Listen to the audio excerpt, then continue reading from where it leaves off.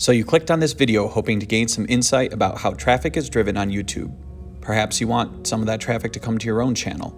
You want to make videos that are compelling, you want to be entertained, or you want to learn something. YouTube behavior is driven by behavioral psychology, and as the intersection between psychology and economics tells us, incentives matter. Incentives motivate people to act. They may be positive incentives, such as the state player in the board game hegemony gaining legitimacy and therefore points toward winning the game, or they can be negative incentives, which are the things that people want to avoid, like people spending and trading their cards in Settlers of Catan so they don't lose them when a 7 is rolled. Incentives matter in real life as well. Why do students work hard in school? To get good grades and create more opportunities for the future. Or, if they are looking from the angle of negative incentives, they want to avoid failing, which would force them to retake classes or close doors in the future. Social media, and YouTube in particular, have massive incentives at work. Their incentive is profits. Who do they get revenue from? Advertisers. How do they get advertisement money? From people watching more videos with more ads on YouTube. To get their profits, they need people to watch videos. What behavior does that incentivize on the part of YouTube? Figuring out how to get people to watch more videos. So they will funnel videos that they believe people will like to watch. We'll discuss the impact of this a little later. The YouTube creator also has incentives in this. Because YouTube wants people to continue watching videos, they will elevate creators who get a higher percentage of clicks and likes on their videos, as well as the percentage of the video that the consumer watches. Entertainment drives clicks, views, and subscriptions. The entertainers who can grab hold of an audience's attention and captivate win out, grow their channel, and get advertising sponsorships, as evidenced by the success of YouTubers like Mr. Beast and Daniel LaBelle.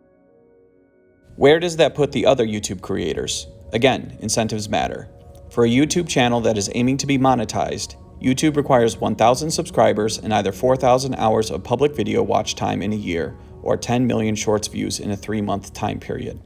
If the incentive of a YouTube creator is to get those thresholds, then following the path of these YouTubers is a path of least resistance for the YouTube algorithm to fall in love with a channel. The result is that we see Mr. Beast's influence in the titles, thumbnails, and the content style all over YouTube, regardless of the topic of the video. Additionally, the incentives of a YouTube content creator are to create more viewers and subscribers for their channel, so they will tell watchers to like and subscribe. I'll give a real example right here. If you are enjoying the content of this video, like, subscribe, and leave a comment. When I reach 1,000 subscribers, I'll link all of the tools that I use to create this and other videos in the comments and description of this video. Consider your immediate response to that offer. Do you respond by wanting to like, subscribe, and comment? Or did you have skepticism about my motivation for the offer? Or was the threshold of 1,000 subscribers too high and therefore not worth it to you? The psychology of YouTube is present in your response. The drive of YouTube is to keep people watching, but people need to assess what they want to watch. As a side note, I thank anyone who likes and subscribes on my channel and hope that you are benefiting from my videos about games, history, and economics. But my purpose here is to consider incentives instead of perpetually keeping people watching YouTube. So let's refocus on our main point. Incentives matter and people respond to incentives, but the responses are not always what is intended. These are called perverse incentives. Perverse incentives are unintended consequences, and they often will go against the desires of those who created the incentive. In my example earlier about liking and subscribing as an incentive for watchers, the intended incentive would be to grow a YouTube channel.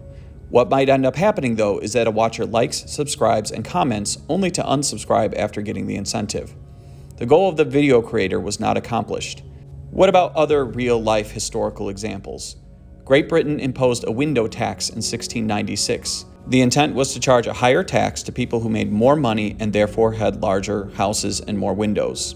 People with less money would pay a lower tax because they had smaller houses with fewer windows.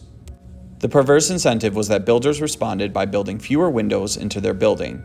The lower class people suffered the brunt of this as the tenement buildings were built with fewer windows to save the owners money, creating dark and dreary dwellings for the people. Unintended consequence. In Hanoi, during French colonial rule, there was a rat problem. The French created an incentive scheme for the people of Hanoi to be able to exchange rat tails for money. The intent was to have the people kill the rats and stop the infestation.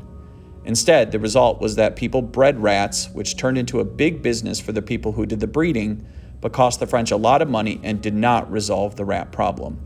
People respond to incentives, but the challenge is that we do not always account for how people will respond to the incentives and what implied incentives we are creating in any incentive scheme. What can we take away from this video? Well, if you relate to other people, whether in relationships or business, consider what incentives people respond to. Are you creating incentives that get a positive response or a negative response? Are you accounting for perverse incentives when you try to incentivize others? Also, what incentives do you respond to? Can you incentivize yourself to help you achieve your goals? Drop some examples of incentives or perverse incentives in the comments. Thanks for watching.